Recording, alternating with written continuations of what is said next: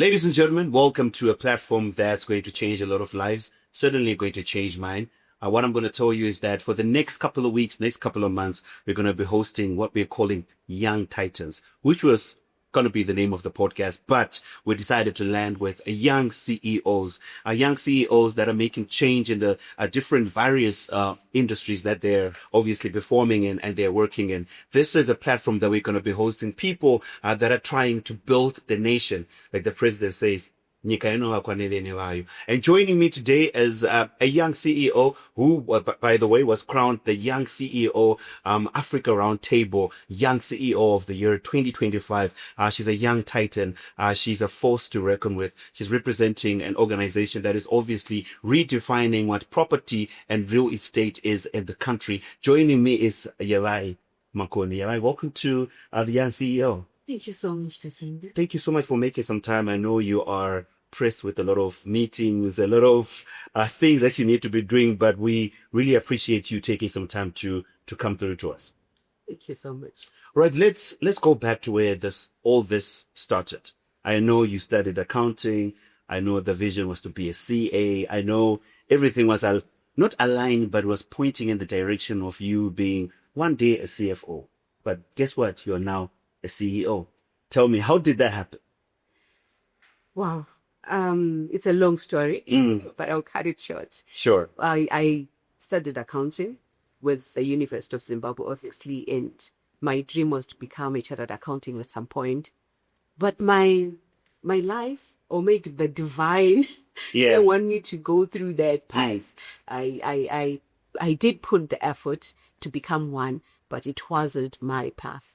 I ended up jobless at some point and started doing some hustles. Of course. I mean, where is Zimbabwe? Where in Zimbabwe, of course, yes. And finally got a job in a real estate company. That's when I started figuring my passion. I then diverted to study estate agency, and I became a registered estate agent with the estate agent with Cancer Zimbabwe. So since then, I started seeing the passion for property, the passion for people. That's how I ended up in property. And I guess what? I left number crunching. And now I can see number crunching is not for me. Right. It's not really for But can you say your studies, you studying accounting, how does it obviously then come into play with the work that you're doing? Because I feel like everything we go through, be it high school, primary school to university, what we study, at some point we kind of just use that to whatever it is that we'll be doing during the course of the period after we study. Definitely. You know, when I studied estate agents, there was a module of course. Keeping. So it caught up with me again. I did some bookkeeping. It does play a role in what I'm doing in terms of risk assessment, in terms of calculating what projects to take on board and what not to take on board. My accounting background plays a very big role.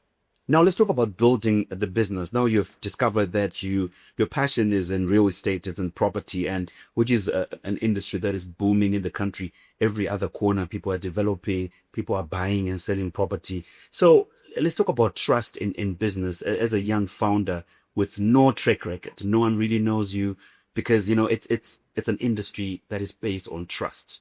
How did you earn the trust of your clients, your very first clients that you started working with? Yeah, real estate really depends on trust and reputation. And what worked for me most was my personal brand.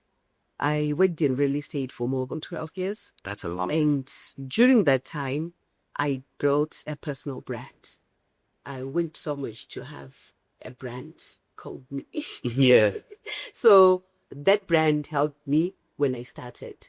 I had people who knew me. Those are the people I started with. Also, I went to the stages. So that reputation was the only thing I had on my balance sheet.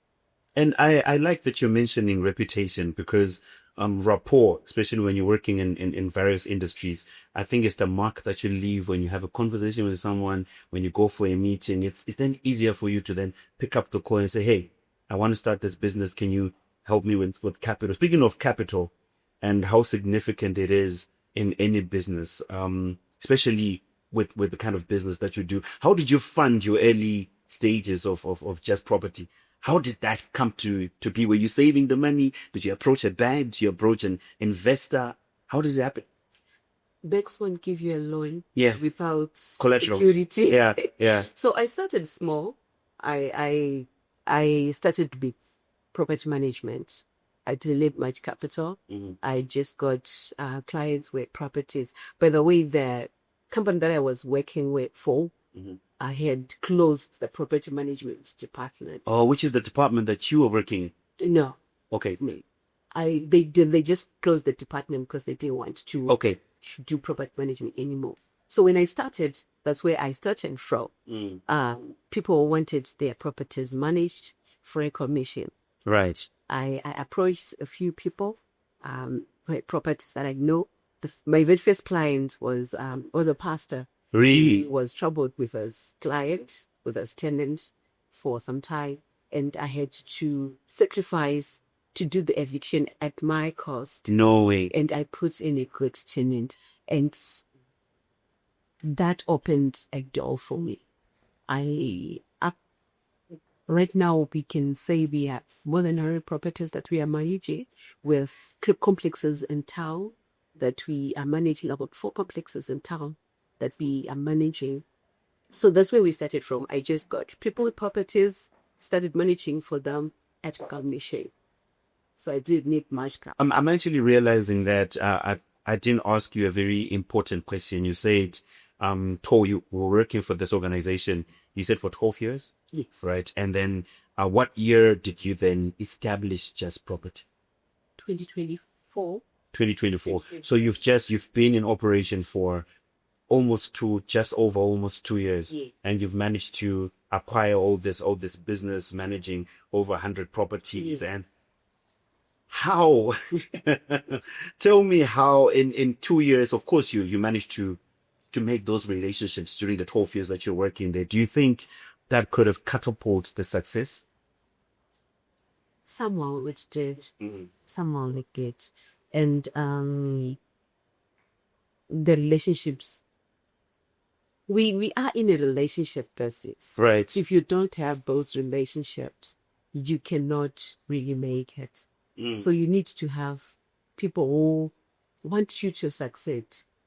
You know, when I started, I had quite a number of people that I just told, you know what, I started, and they said, let's run it. Let's do it. Let's do it. Referred clients to me. They wanted to see me grow. Yeah. They were so happy that I finally made a decision to move start. and start. Yeah. And I relied on those people most. I got referrals. I got people, just call this number. This number has got properties that will need to manage. This one is selling. This one wants to buy. That's what I like. I'm learning that relationships will create the opportunities or open doors that you probably wouldn't have opened if you didn't have those relationships. Yes. And also having a strong team. Yes. So take me through how you then were hiring. What attributes were you looking at when you were hiring? Of course, you started with a few people, 1 or 2 people. Do you remember the very first people that you started working with? What attributes were you looking for? And what did you look at when you were, bringing these people into your team? My major characteristics that I was looking at was the character of a person and attitude more than qualification and experience. I really needed people who were eager to learn, people who hadn't shared the same energy, the same vision. Right. With that's why I was looking at the character of the person, the attitude. What kind of a person am I going to be working with? There are people when you interview, they are looking at how much do you have on offer. Exactly. How much are you offering? You can tell the attitude from the word. Yeah. this person is after what I have on offer, and I might not get the returns that I want. I wanted people who were willing to run with the vision. Of course. People who would want to take a risk to deploy it by a new view in the market. Absolutely. So I looked more at the character and the attitude of the person more than their experience and qualification. You've mentioned vision, I think twice or thrice. Did the vision that you had for Just Property when you started, is it still the same vision, especially considering the fact that the landscape is kind of shifting? I did mention earlier on that construction and property development is something that is growing exponentially in the country. The vision that you had when you started, is it still the same? Has it changed throughout the last couple of years, the past couple of years? Still the same. It was. What was it, if you don't mind sharing? Okay, we want to become the number one, the most trusted real estate brand in Zimbabwe. Of course. Yeah. And of course, transforming the landscape and the perception that people have for real estate. Now, let's talk about the hardships. Every time we have conversations with business owners and entrepreneurs, we normally hear I was down a bit, and then I want to hear the actual story of the hardships, the moment where you almost quit, the moment where things were not particularly going your way. Do you remember what it was, how it was, and how you managed to then move past it? Yes. Number one is hiring the okay. You interview Tatenda Gee's unpacks. You promises I will run with the vision. You promises I can do this. We can do this. And Let's do it feel the passion. The passion. Yeah. But what I saw is not what I got at the end of the day. So poor hiring was your major was my major challenge. And within the years that I've operated, I think I've hired and fired more than half the salespeople. Because you just say, I just made a mistake. This is not... There's no alignment. There's no alignment. And sometimes it's not because the person is not a good employee. Yeah. There's no alignment. There's no alignment. The energy they came with at the interview and the energy now they're displaying when they are working are two different things. So that was my major backjaw, and I sat down and said, "What's wrong with me? Am I attracting the wrong people?" Yeah. Yes. And then how did you then move? How did you then move to it? Like what made you then obviously get to a point where you're like, hey, I need to change? And was it discernment in you when you're sitting in that interview room and you have somebody that you're talking to? What then made you change how you hire? Yeah, I looked at what was wrong with the people that I hired and fired there, and I tried to change the strategy a bit. My hiring strategy. I still look for character and attitude, but now I am giving people time to display their energy in the office. Yeah, I can give you time. I'll give you 3 months probation. Let's have a look. I'm very stern about it. I'll give you a few months to work with me. If we don't feel the connection, energy, then we part ways. Yes. And what mistake cost you the most other than hiring? Was it time, energy, or was it money that cost you the most? Because I think human resources, then there's a ripple effect of costing you your time and your money. But then what was it exactly that was impacting the? It cost me money. Of course. One of the employees that I hired collected rentals and deposit from a client, and they kept quiet about it until the clients came to the office. The tenant wanted to move in the house. The landlord said, no, I wasn't giving them money. They both came to my office.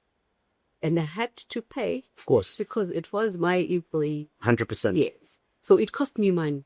It cost me my reputation with the client. Of course, we resolved and we won back kind.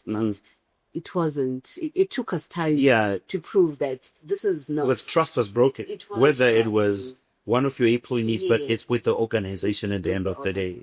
Yeah. And I learned also from the experience that probably I had not communicated Right. well with the employee, or I quickly gave him a role that he wasn't Ready for. Yeah. Yes. For those that are just joining us, we are having a very interesting conversation with the CEO Africa Roundtable, Young CEO of the Year 2025, founder and CEO of Just Property. And as we continue with our conversation, Yevai, I want to talk about mindset and leadership, because there's a lot of, the two Ks, we'll call it aura, with the way you speak about your business, the way you speak about your journey. How do you lead and make decisions when there's uncertainty around you? We spoke about hiring, you need the right people, but they also need to be led. So how do you do that? How do you make decisions? How do you lead a group of people to become a successful business the way you've done it? Well, that's a difficult one. Yes, I'm sure it is. Of decision making. Of course, we do the strategic planning together with a team. Great. We plan for the year, we plan for the 6 months, we plan for the 3 months. We make decisions one step at a time. As much as we want to grow, we have to get where we are right now. And we make decisions based on the circumstances right now. And in terms of leading, I believe in coaching a team. Coaching them to understand. By the way, when I hired, I didn't hire more experience. Right. I was looking at attitude and character. Of course. So they were raw as far as real estate was concerned. And I had to take them through real estate. I had to take them through the steps, what we look at, how they can navigate the real estate market. Of course. So as I go forward, my vision with my employees is, at some point I also want them to build their own. Yeah. Yes, I want sub franchises from Just Property. So whoever I'm working with, I'm looking into the future, and then you know what? As we go, I don't want to keep you here to the rest of your life. You have to build yourself. This is just the starting point. Build yourself, and you can start your own as we progress. I think it's very important to look at leadership in a way that allows you to look at the people that you're leading, and you see them, becoming leaders or champions in whatever it is that they're going to be doing. But with all this hullabaloo, with running a business, doing all this, I want to know a typical day in a young CEO. What does it look like for you? A typical Monday, just a typical day. What does it look like now versus when you started? When I started, I used to work, I think, 14 to 16 hours a day. Of course. So you're putting in the work. You would just wake up, and unfortunately my email is on my phone. So I would wake up. Notifications are there. The emails. Yeah. So you would do the HR, you do the market. The market, you have the sales representative. The sales rep. Everything. I would go into the market and sell. But right now, I have delegated most of the small stuff that I know Betin can now handle. And I'm now looking at the figures. My meetings are based on the figures. On the figures. Right. If I am to commit myself to this meeting, how much am I looking at? Or how important is this meeting? Cannot my team handle it? Well, yeah. It's a bigger part of the business. I like that you mentioned that, because sometimes we get into meetings and you think this could have been an email. Come on. Exactly. Exactly. Yes. Some people just open the office, but an email or even a WhatsApp is just going to solve the issue. Exactly. Yes. That's awesome for you to have that mentality that, you know what, a meeting, if it's a 30-minute meeting, let's round it up and let's just not, waste time speaking about things that don't really matter, that are not on the agenda. Yeah. Now I want to talk about wisdom. All right. We've managed to obviously establish the fact that after a 12-year after 12 years of experience in the industry, started your own, and now you're operating. You managed to win the award of the Young CEO of the Year. If you were starting Just Property today, which is the 7th of May 2026, if you were to start everything with everything you know now, what would you do differently? I would hire differently, Of course. of course. Yeah. Number two, I would focus on building systems Yes. first. But what does it look like? What does building systems look like? We hear that a lot. What does it look like for a business like Just Property? Building system simply means the business is to operate without me. Yes. Without my presence, there should be business running. Like right now, there are transactions going on in the office. And you're not there. Yes. So I would start by doing that before I do transactions like big for revenue. Yes, we need the revenue to pay rental. Of course. But systems are more important. Clients can just walk in the office and they can be helped without a phone call, without people waiting for you to make Absolutely. that decision. So I would build a system for the business to operate. To operate without you being involved directly in the transactions. And there are young entrepreneurs and young business owners that are watching right now, because obviously there's a platform where they can get to learn, and they can get to, if there's anything that they're doing wrong, they might have to make some adjustments. What would you want to say to them in their early stages of their first, maybe it's a real estate business, or it's whatever business that they're trying to operate? What is the one thing they absolutely must get right in the inception, the beginning? In the beginning, what I think we should all get right is maintain a good reputation. Right. Don't get into transactions for the money. Protect your reputation. Protect your brand. Regardless of the figures involved. If it's going to tarnish your image, let it go. Right. Because, with business these days, people want to cut corners. Yeah. And they're chasing that next paycheck, and they'll do whatever it is to get it. So make sure the reputation is as solid as anything. It's the foundation. It is the fault. Pretty much. And business advice. What was the best business advice you ever received? And who, if you don't mind sharing, what did you have a mentor that you were looking up to? Did you have somebody that was holding your hand throughout your journey? The best advice I got was from Advocate at America's book. No One is Coming. No One is Coming. It got me to wake up and say, I have to earn life. I have to do what it takes to mean it. No one is coming to push me. No one is coming to hold my hand. No one is coming to give me money to start. I have to start. It's my life. It's my business, and have to do it. So would you say No One is Coming is a book that every CEO must read? It's a must read. It's a must read. It's a must read. You can complain all you want. Yeah. But no one is coming. That's the honest We truth. can have a pity party. We can feel pity for your circumstances. But no one is coming. No one is really cares about it. Absolutely nobody. So every aspiring CEO, I'm sure if you read that book, you just get up and get things done.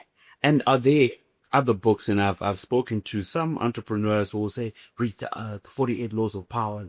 Read these other books that you might recommend to the people that want to follow a journey that you've walked in, other than the one that you mentioned. I've read God is My CEO. It's also help you to merge the principles with the business. I am a Christian, and it helps you to always maintain the reputation that we're talking about, because it aligns you to the Christian principles whilst you're doing business that right. Absolutely.